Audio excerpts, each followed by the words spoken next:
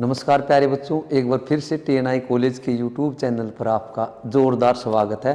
तो प्यारे बच्चों, जैसा कि आप लोगों की डिमांड आई है कि सर अलंकार करा दीजिए।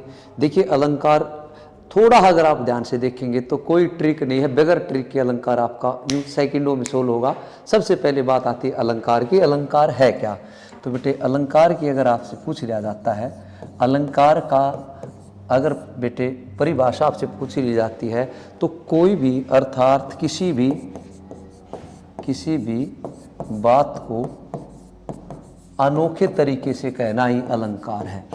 अनोखे तरीके से कहना ही अलंकार है।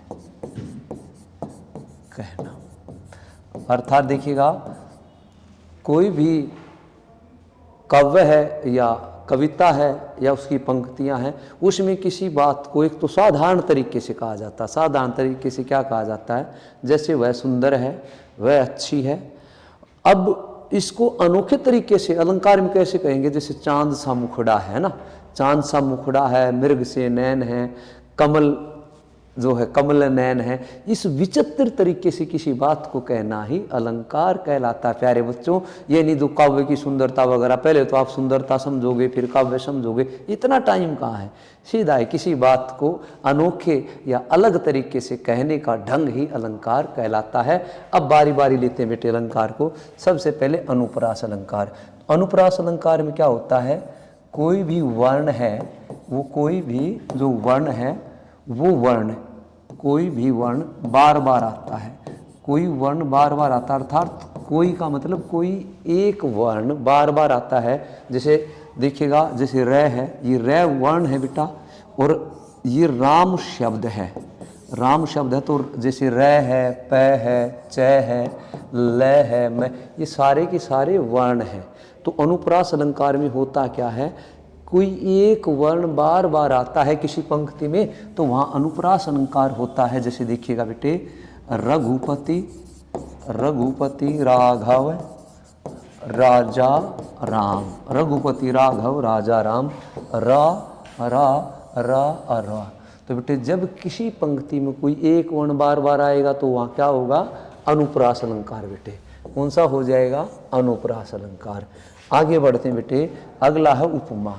देखिए बेटा, उपमा और रूपक दोनों अलंकार पेपर में बहुत ज़्यादा पूछे जाते हैं, बिल्कुल सिंपल हैं। उपमा और रूपक में होता क्या है बेटे? इनमें एक तो उपमान होता है और एक उपमेय होता है। ठीक है, उपमान और उपमेय होता है। उपमान बेटे बड़ा होता है, अर्थात जो बड़ा होता है गुणों के आधार पर, या स्त्रीलिंग करेंगे तो बड़ी, वो होता है उपमान। छोटा या छोटी, कोई चीज़ गुणों के आधार पर बड़ी है या वो बड़ा है तो वो उपमान है। और प्यारे बच्चों, अगर वो चीज़ छोटी है या छोटा है तो वो उपमेय है। तो उपमा अलंकार में क्या होगा बेटे? उपमा अलंकार में क्या होगा? इस छोटी चीज़ की तुलना किससे की जाती है? बड़ी से। तो छोटी की तुलना किससे होगी? बड़ी से। तो बेटे उपमा अलंकार में तुलना होती है, तो तुलना होती है तो क्या लगेंगे? तुलना कह लो या समानता, तो वहाँ लगता है बेटे सी, सा, से, सम, सरिस, जैसे, अस आदि बहुत सारे हैं। जैसे, और रूपक अलंकार का क्या मतलब बेटा? देखिएगा, रूपक अलंकार में भी उपमान और उपमेय होते हैं, अर्थात एक बड़ा और एक छोटा होते हैं। तो रूपक और उपमा अलंकार में आप गलती करते हैं। उपमा और रूपक में क्या है? रूपक में तुलना नहीं की जाती। रूपक बना है रूप से, अर्थात रूप दे दिया जाता है। अर्थात क्या बेटे? छोटी वस्तु को ही बड़ी चीज कह दिया जाता है, डायरेक्ट कह दिया जाता है बेटा। छोटी को ही बड़ी कह दिया जाता है डायरेक्ट, यहाँ तुलना नहीं है। जैसे देखो, उपमा में क्या होगा? ध्यान दीजिएगा बेटे, उपमा में क्या होगा और रूपक में क्या होगा, कैसे पहचान करेंगे आप? बिल्कुल 2 मिनट रुकिएगा। देखो बेटे, उसने बोला चंदर शामुख, चंदर शामुख, एक तो ये है और एक ये है बेटा चंद्रमुख। ठीक है, तो ये जो चंद्र है ना, दोनों में जो चंद्र है ये चंद्र उपमान है, अर्थात ये बड़ा है। और बेटे मुख जो है, मुख उपमेय है, अर्थात मुख छोटा है। उपमा अलंकार में क्या कह रखा है कि उसका जो मुख है वो चंद्र जैसा है, उसका मुख चांद जैसा है। उपमा कहता चांद जैसा मुख, और रूपक कहता है वो चांद मुखी, वो मेरी चंद्रमुखी, तो उसका मुख चांद है। अर्थात उसका मुख डायरेक्ट जो है, मुख को क्या रूप दे दिया, चंद्र का या चांद का। एक तो बेटे देखो, एक तो कहे कि सीतासी बहू, सीतासी बहू बेटे उपमा अलंकार हो जाएगा, और सीता बहू रूपक अलंकार हो जाएगा। बेटे एक तो कहे भैंसी मोटी, अगर भैंसी मोटी आए तो उपमा अलंकार, और डायरेक्ट बोल दिया मोटी भैंस तो रूपक अलंकार। तो बेटे इसमें कुछ है ही नहीं ऐसा। तो बेटे जब डायरेक्ट कह दिया जाए, अगर उसने बोला चरण कमल तो मेरे प्यारे बच्चे रूपक अलंकार, और उसने बोला कमल से चरण तो उपमा अलंकार, कमल से चरण उपमा अलंकार।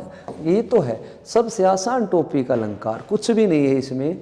बढ़ते हैं आगे बेटे, यमक अलंकार। यमक अलंकार ये कहता है कि जब किसी पंक्ति में या किसी काव्य में, पंक्ति में या काव्य में कोई शब्द एक से अधिक बार आता है, एक से अधिक बार आता है, और उसके अलग अलग अर्थ निकलते हैं बेटा, जितनी बार भी वो आएगा अलग अलग अर्थ निकलते हैं। तो देखिए बेटे, यमक क्या कहता है, एक शब्द, कोई एक शब्द एक से अधिक बार आएगा। जैसे एक बार यहाँ आ गया, एक बार यहाँ आ गया, एक बार यहाँ आ गया, जितनी बार भी आएगा उसका अलग अलग अर्थ निकलेगा।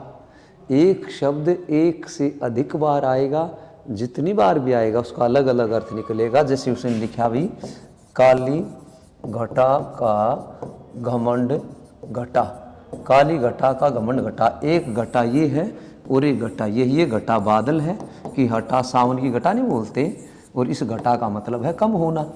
इसी तरह से कनक कनकते सौगुनी मादिकता अधिकाए, एक कनक का मतलब है दतूरा और दूसरे कनक का मतलब है सोना अर्थात गोल्ड।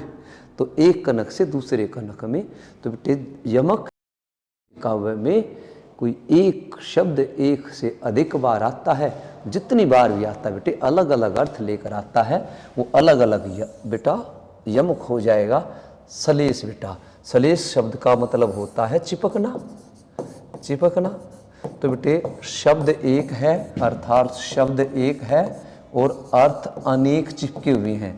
किसी काव्य में कोई शब्द एक बार आएगा लेकिन अनेक अर्थ उसके साथ चिपके हुए होंगे।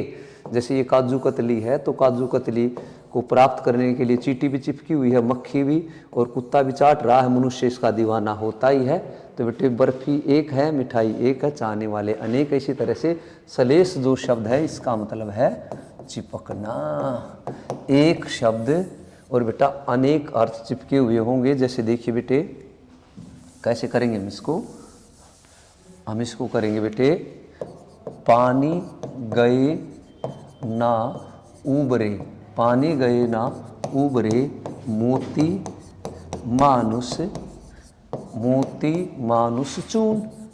तो पानी बेटा एक बार आया, इसके तीन अर्थ हैं। एक तो पानी का मोती के संदर्भ में चमक हो गया कि भी मोती की अगर चमक चली गई, ज्योति चली गई तो उसको कोई नहीं खरीदेगा, उसकी कीमत क्या हो जाएगी, जीरो हो जाएगी, वो ऊपर नहीं उठ सकता। अब तो यहाँ इसका मतलब हो गया चमक। मनुष्य के संदर्भ में पानी का मतलब है इज्जत। अगर मनुष्य की इज्जत चली गई तो उसको कोई समाज में ऊपर नहीं उठने देता। तो बेटे अब पानी का तीसरा अर्थ है ये मोती मानुष चून। तो बेटे पानी का जो तीसरा अर्थ है वो चून के, उसमें यहाँ जल है। इस चून का मतलब बेटे चूना है, जिसको सफ़ेदी बोलते हैं। चूने को कनस्तर में डाल दो आप, जब तक उसमें बेटे पानी नहीं डालोगे निष्प्राण पड़ा रहेगा, पानी डलते ऐसे निकलने को हो जाएगा। तो बेटे पानी एक शब्द, और बेटा एक शब्द के तीन अर्थ निकले हैं। पानी का जल रहा लास्ट वाला, चमक और इज्जत। इसके बाद जैसे है ना, सुवर्ण को ढूंढत फिरत कवि वह विचारी चोर, कि सुवर्ण को ढूंढते फिरते हैं कौन, कवि वह विचारी चोर। तो एक सुवर्ण का मतलब हो गया अच्छे अक्षर, और वह विचारी के मतलब में गोरे रंग की नायिका, क्योंकि वह विचारी नायक होता है तो सुवर्ण गोरा रंग, और तीसरा सुवर्ण का मतलब होता है चोर, तो यहाँ पर सुवर्ण का मतलब हो जाएगा सोना। तो भी क्या है, कवि अच्छे अक्षर ढूंढता अपनी कविता के लिए, नायक अच्छी नायिका ढूंढता गोरे रंग की अपनी लाइफ पार्टनर के लिए, और प्यारे बच्चे दूसरा जी तीसरे नंबर पर है चोर। तो चोर का जो ध्यान है वो धन पर रहता है, तो चोर हमेशा सोने को ढूंढता है, तो सुवर्ण को ढूंढते फिरते हैं कवि व विचारी और चोर। तो बेटे शब्द कौन सा आया, एक सुवर्ण। इस सुवर्ण के 3 मीनिंग निकले, है ना। एक तो पहला अच्छे अक्षर या अच्छे वर्ण, दूसरा गोरा रंग, और तीसरा बेटे सोना जी। ये था आपका सलेश। चलिए पुनरुक्ति प्रकाश। तो पुनरुक्ति प्रकाश ऐसे बना है, पुनः जमा उक्ति।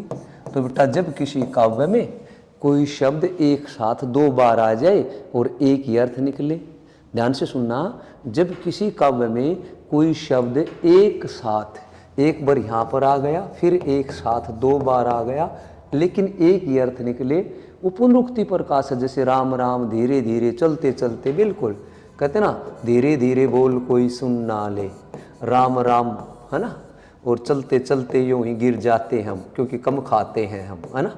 तो प्यारे बच्चे धीरे धीरे चलते चलते, राम राम, बैठे बैठे, देखते देखते, पुनरुक्ति प्रकाश अलंकार जी। आइए आगे, प्रश्नालंकार। तो बेटे ऐसे बना है, प्रश्न जमा अलंकार, अर्थात जब किसी काव्य में किसी से प्रश्न पूछा जाता है, इसकी पहचान बेटा पीछे प्रश्नवाचक चिन्ह लगा मिलेगा।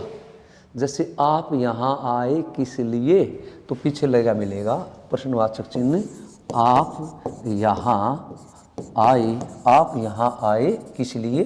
तो बेटे ऐसे, इसी तरह से प्यारे बच्चे, फसल क्या है, निराला कवि की, नागार्जुन कवि की कविता है, फसल क्या है, हजारों हाथों का स्पर्श फसल। फिर पूछता अगली पंक्ति में, फसल क्या है, विभिन्न नदियों के पानी का जादू है फसल।